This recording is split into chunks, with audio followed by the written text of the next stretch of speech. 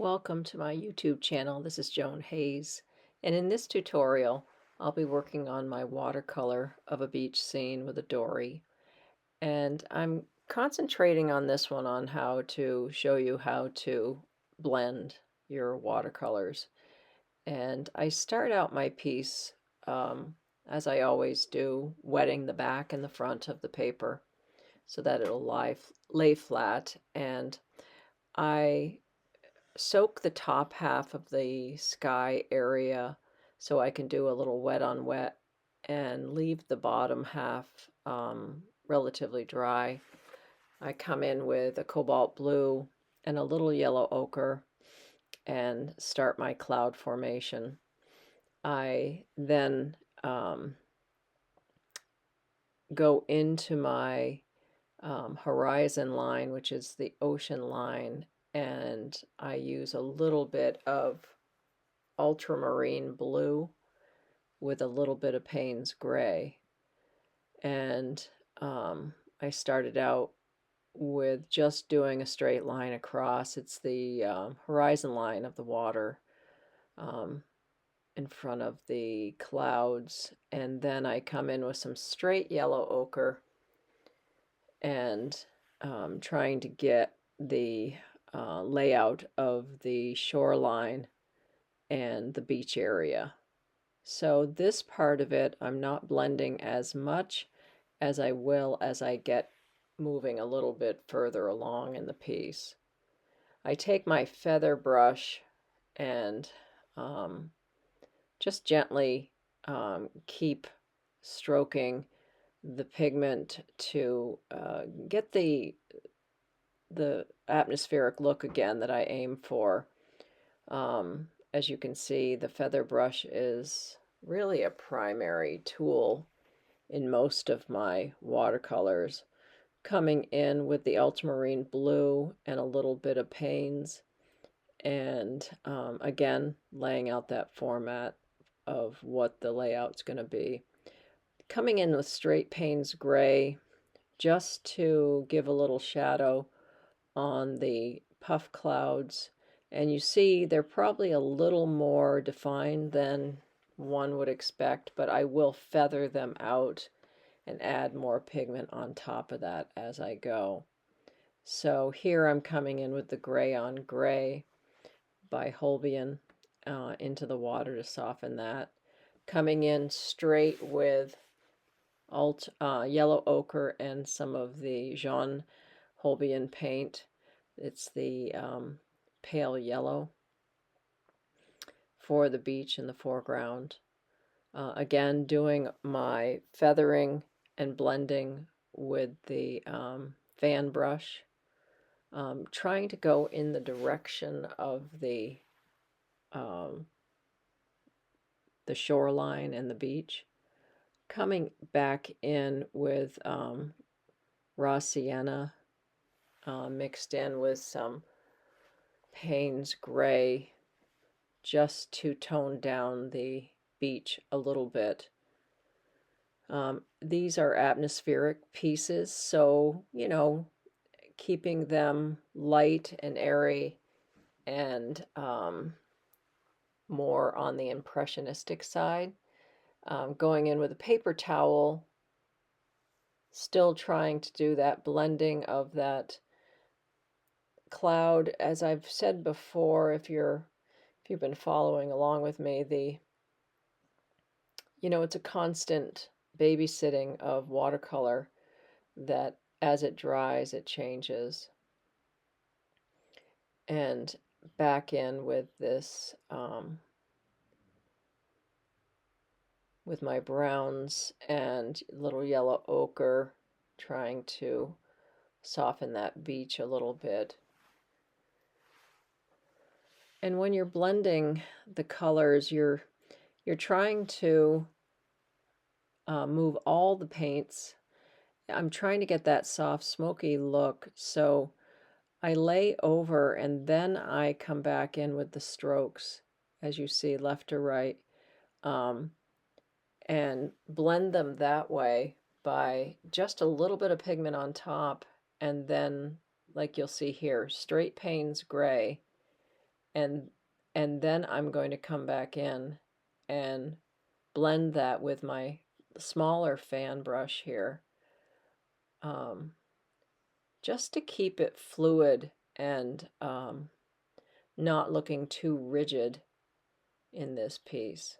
Coming in with my translucent white, again to soften the edges and just blend away, work it vertical, and then go left to right horizontally.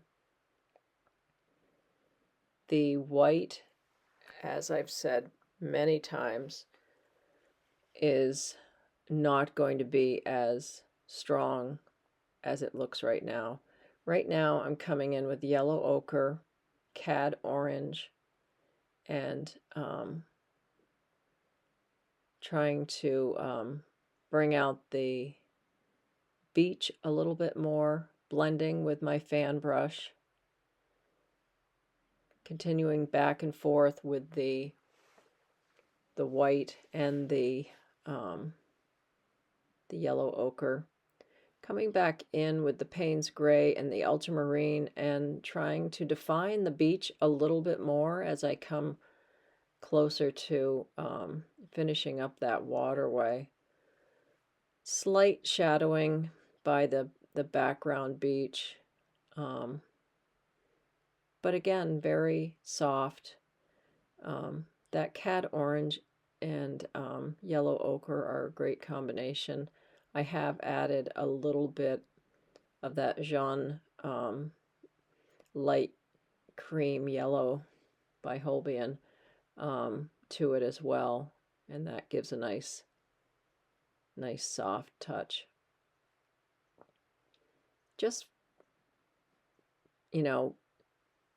trying to be aware of, in the foreground, just like in the sky, any dry spots or wet spots that are forming. And I will go back into my sky as it looks a little bit rigid to me for the puffy skies, and I'll blend those a little more as well. So coming back in with gray on gray into that beach and some of that opaque, not opaque, that translucent white. And it's just softening the piece. You can see how it's really kind of meshing together. I'm going to go into the background a little bit and, just work that sky. I've had to skip forward a little bit here and start my dory on the beach, coming in with ultramarine blue to start out, and keeping in mind where my highlight is and where the sun is, and that would be right there on the back end of that dory. Working pretty dry and trying to clean up any of my edges here that are overworked. I'm going to do some of my shadowing with straight Payne's gray, and then I'll start bringing the shadow down ever so slightly.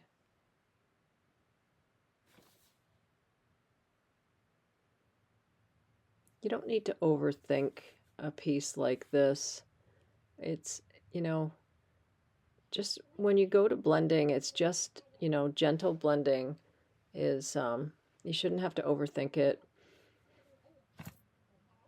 And you can always lift a little bit when you're in the middle of the painting while it's still wet. So if you happen to make a mistake in your eyes, just take a paper towel, damp the paper, and try to lift what you can and go back in and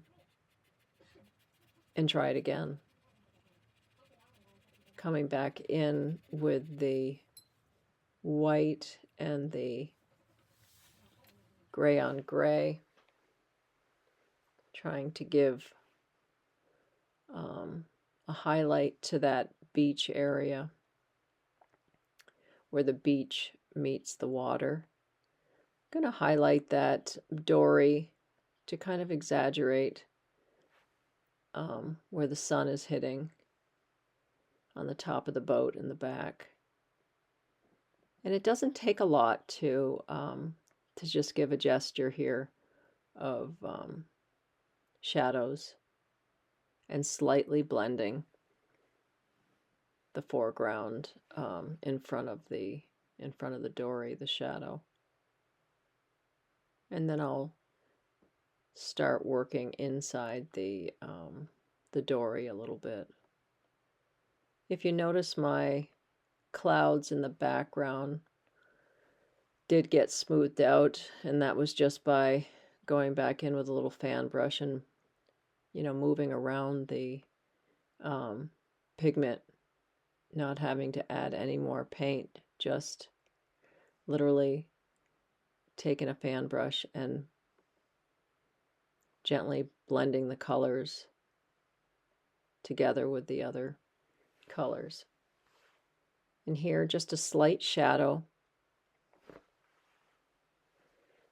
inside the boat.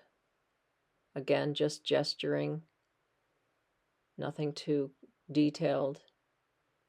It's supposed to be an atmospheric piece, so nothing too crazy detail. But again, when you're doing washes and trying to get into the groove with blending, you know, the fan brush is a great tool. I think it's a must with watercolor.